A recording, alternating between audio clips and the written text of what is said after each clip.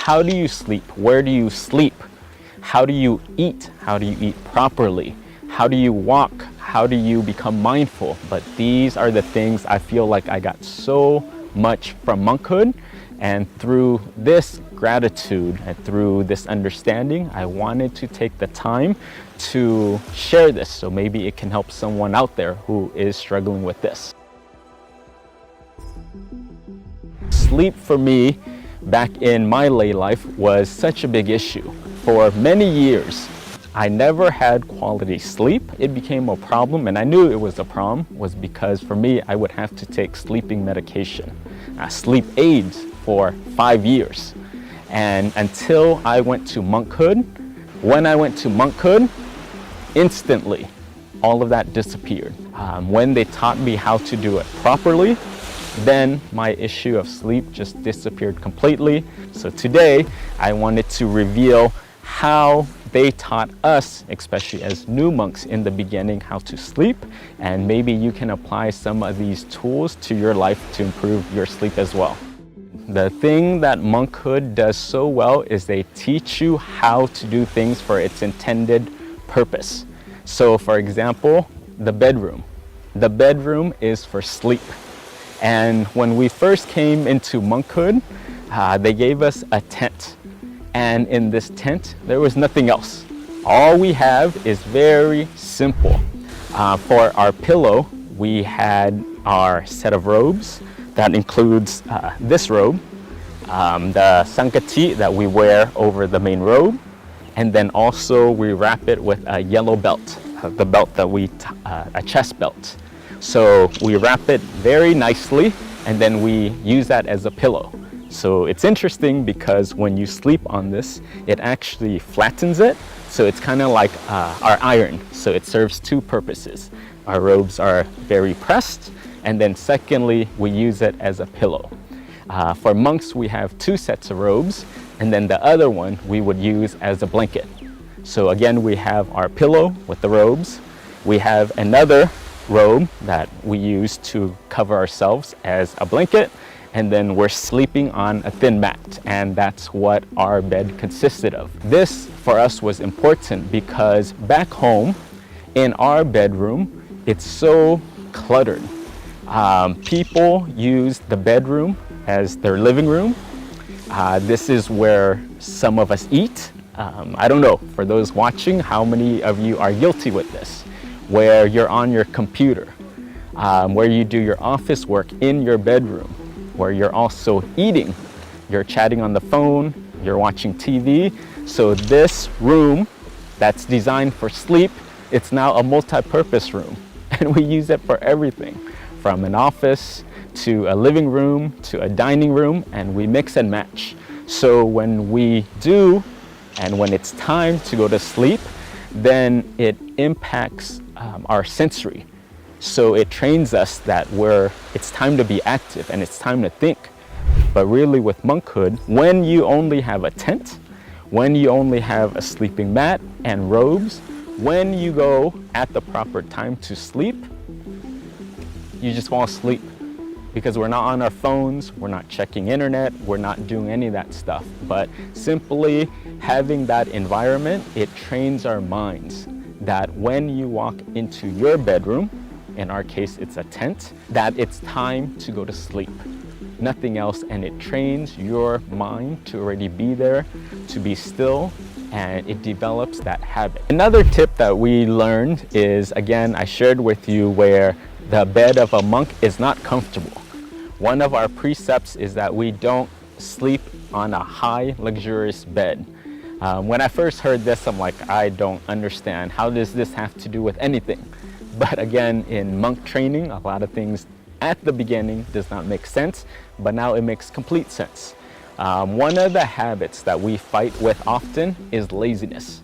And back home, for me in Malibu, where I have a nice bed, a comfortable bed, a luxurious bed, when it's, my blanket was goose feather, you know?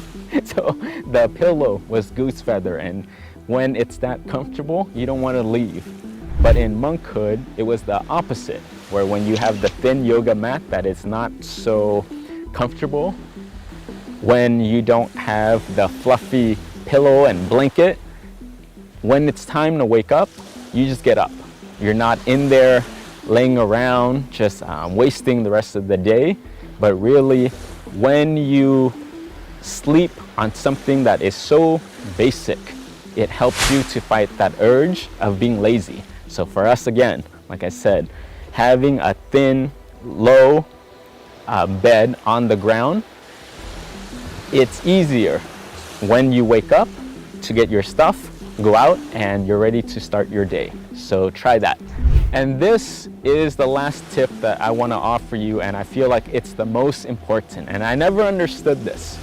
When I first came to monkhood, I had, or one of the factors of why I was struggling with sleep was because I don't know how I came across this, but before sleeping, I would take that moment to reflect, but I did it incorrectly, was that I reflected on my problems.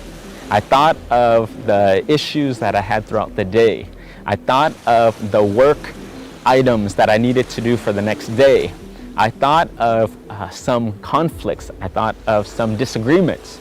And for me, I would take this moment laying in bed and just taking an hour, sometimes 2 hours, and reflecting.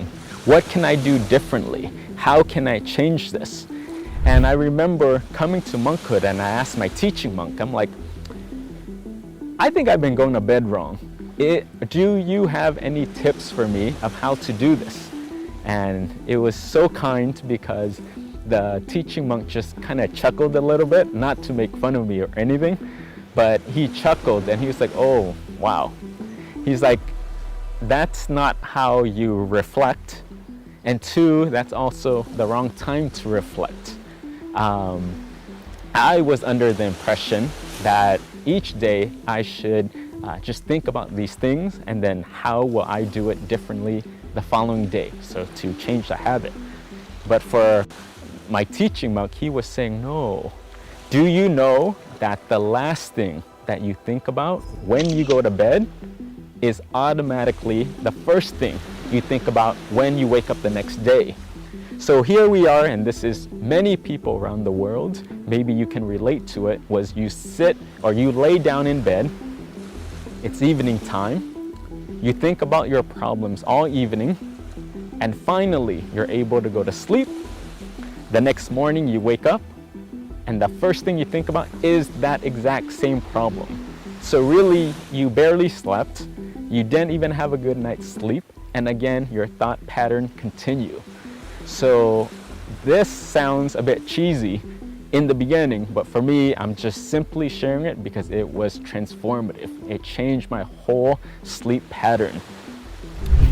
One of the things that they teach us, or the thing that they teach us, is really to sleep in a sea of merit. And what that means is to think about, not reflecting about your problems, but actually contemplating about the good deeds that you've done for that day. Things that made you feel proud. Especially in monkhood, we always make a habit to improve ourselves. We're doing morning chanting, we're doing evening chanting, we do alms round, that in the morning, that gives the lay people an opportunity to give. We give blessings, we clean the temple, we're doing chores to help with the community. We're helping our neighbors, we're memorizing chanting, and all the good deeds that you've done for that day, the donation, the volunteering, that is what you need to carry. That's what you need to reflect on, contemplate on, and they teach us to put that at your center and allow that good energy to expand.